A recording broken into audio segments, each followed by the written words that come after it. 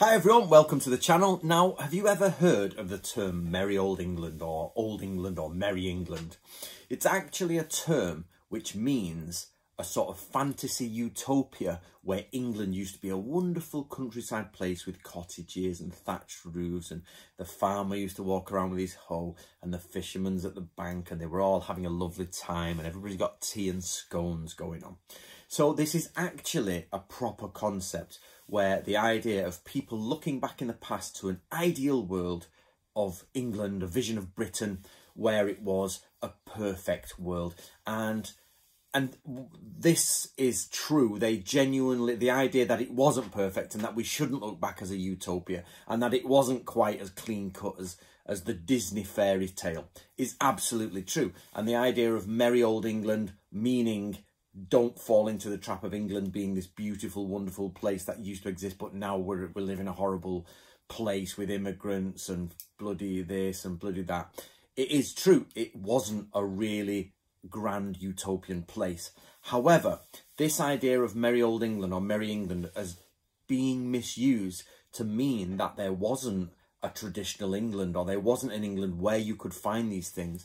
So I'd like to say, or create a term and coin a term, the opposite, which is woe is England. So the idea that if in the past it was terrible, it was bad, and now multiculturalism is the best thing ever and we should be doing this, and in the past it was horrible and people died at an early age and all this, and they had no teeth, and you know, it was just, there's two extremes. There's Merry Old England, which is everybody's walking around with shiny American teeth as they're going down the road and their clothes are bright and everybody's happy and they're whistling. And then there's woe is England, which is like, the peasants are in the mud and there's no teeth and they're scraping and they're drinking like water that's gone off and stagnant.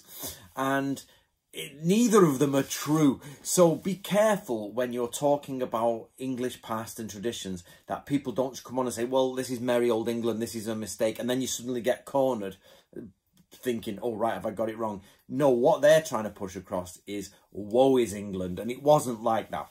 In the past, there absolutely was an England where the population was much lower. I am 42 years old. When I was born, the population was about 50% of what it is now. Roughly, it was about 4 or 5 billion people in the world. Sorry, world population was 4 or 5 billion people, and world population today is 8.5 going up. So we were roughly about half. So when I was born and growing up, it was about 60% of the people were here. So when people used to say that used to be fields when I was a lad, it really used to be fields. Even the house my father lives in today is built on a field I used to play in.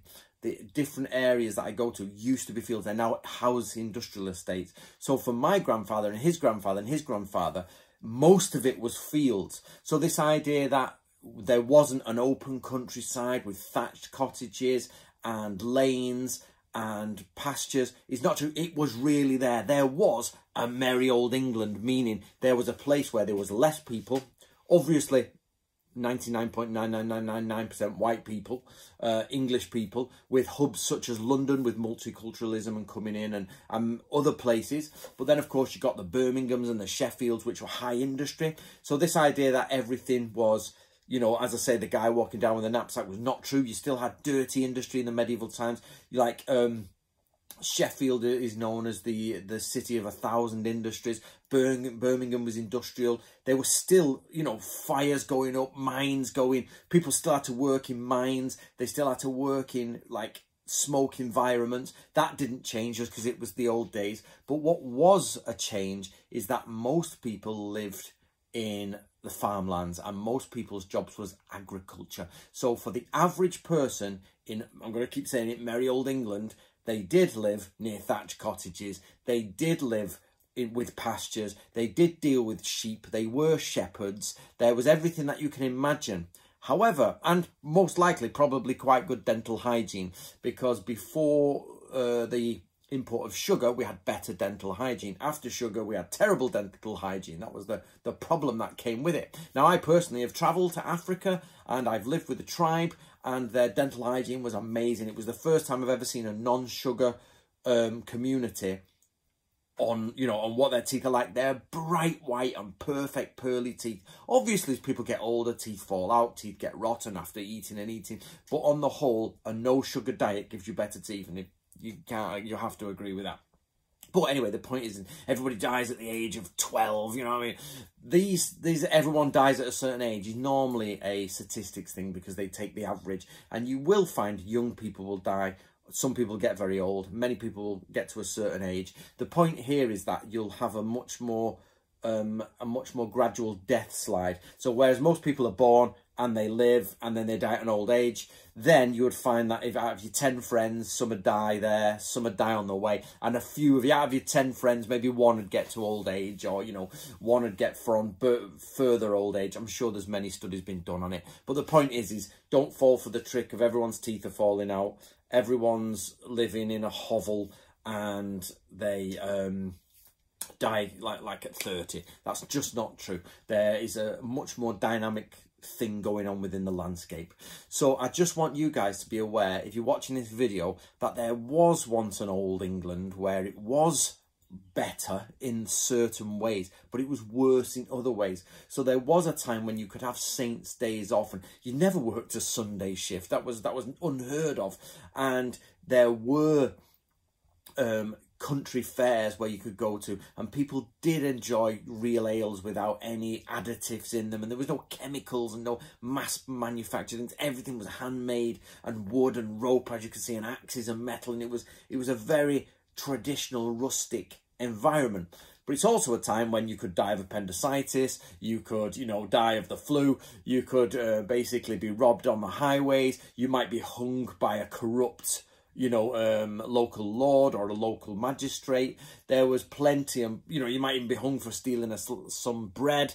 The point is that it wasn't a perfect world then, and it's not a perfect world now. So trying to be all like, whoa, merry old England was the best place on the earth. It wasn't. It was quite harsh, but it also had wonderful summer days with long festivals, with people gathering in communities, with dancing and very Hobbit-like Shire things going on. Absolutely happened, but at the same time, they didn't have everything that we have today: internet, medical health, you know, a non-corrupt government, you know. Some sarcasm in the video. So there we go. So guys, just please take with you this small message that there needs to be a balance. In the past, there was a lot of things that you would have hated to have been going on, and like people would be, I don't know, stoned to death or hands chopped off and things like that. There's lots of things that went on in the past you would hate today, but there's also a lot of things today that we've lost that were great from the past. Space, community, belonging, you know, all that sort of stuff is sort of gone. So there you go, guys. Merry old England. So just be aware of that before you engage with other people, and in your own mind, keep it there for yourself. Right, see you later, guys.